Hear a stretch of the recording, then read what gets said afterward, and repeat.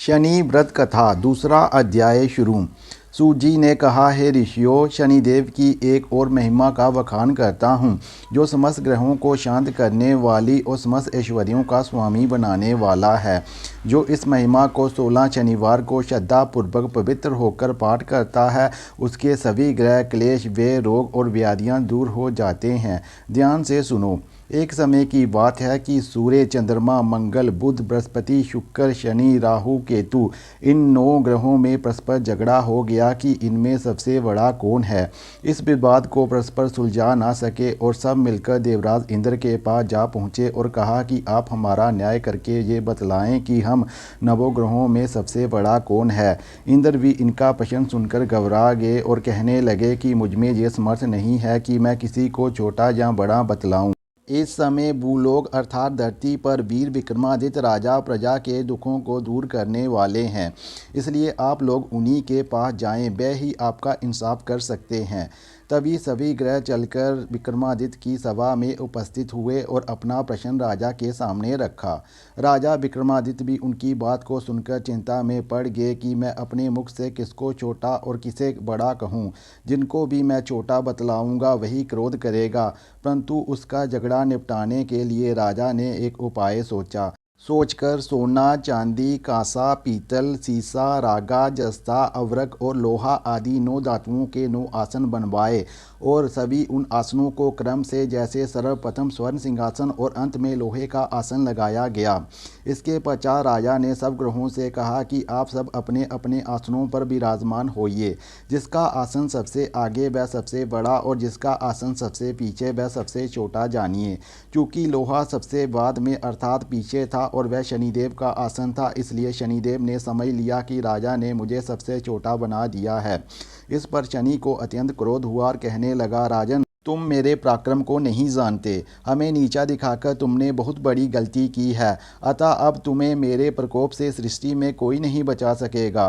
सूर्य एक राशि पर 1 महीना, चंद्रमा 2.25 दिन, मंगल 1.5 महीना, गुरु 13 महीना, बुध और शुक्र 1-1 महीना, राहु केतु उल्टे चलते हुए केवल 18 महीना एक राशि पर रहते हैं।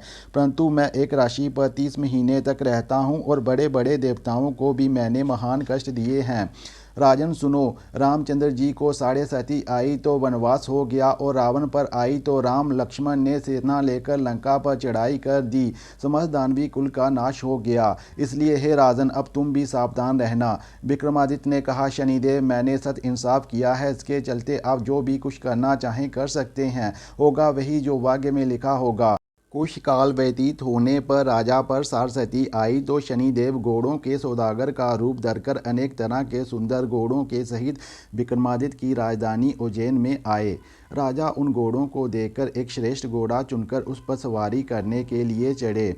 घोड़े की पीठ पर राजा को चढ़ते ही घोड़ा इतनी जोर से भागा कि राजा उसे अपने वश में नहीं कर सके।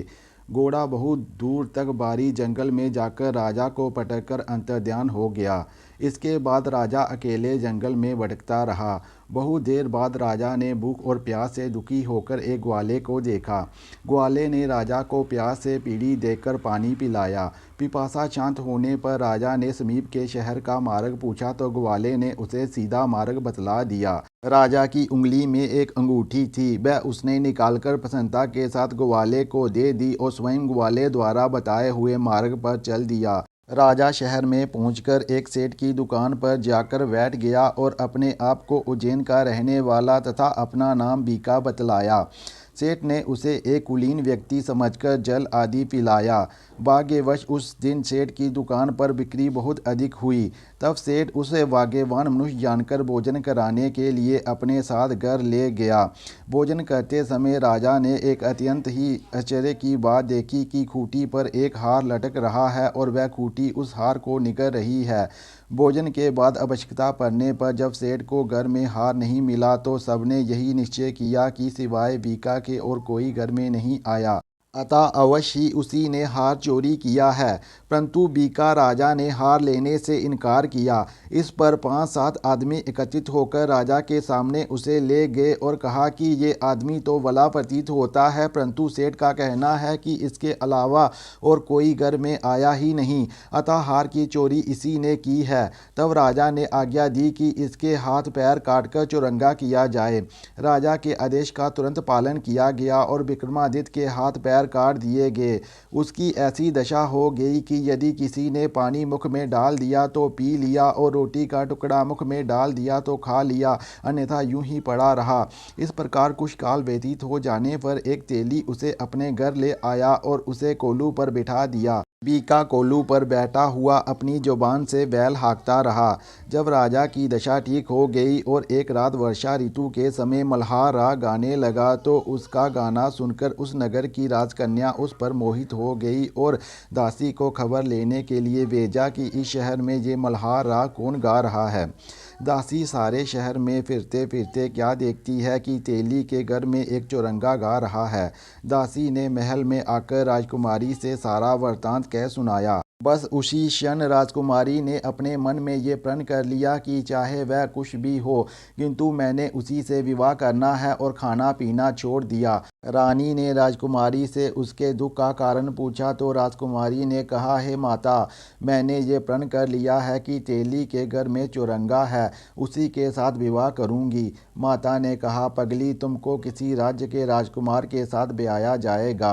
राजकुमारी बोली, हे माता, मैं अपने प्रण कभी नहीं तोड़ूंगी। माता ने ये बात राजा को बताई। तब राजा ने भी आकर यही समझाया कि मैं अभी देश देशांतर में अपने दूत भेजकर सुयोग्य, सुंदर और बड़े से बड़े सद्गुणी राजकुमार को बुलावा भेजता हूँ। वह स्वयं घर में आएंगे और उनमें से जो रूपवान अति गुणवान राजकुमार तुम्हें पसंद आ जाए उसका वर्ण कर लेना। पिता की इन बातों को सुनकर राजकुमारी बोली, हे पिताजी, यदि मुझे अधिक कहेंगे तो मैं अपने प्राण त्याग दूंगी, परंतु दूसरा वर नहीं करूंगी। इतना सुनकर राजा ने क्रोध में आकर कहा, यदि तेरे भाग्य में ऐसा ही लिखा है तो जैसी तेरी इच्छा हो वैसा ही कर।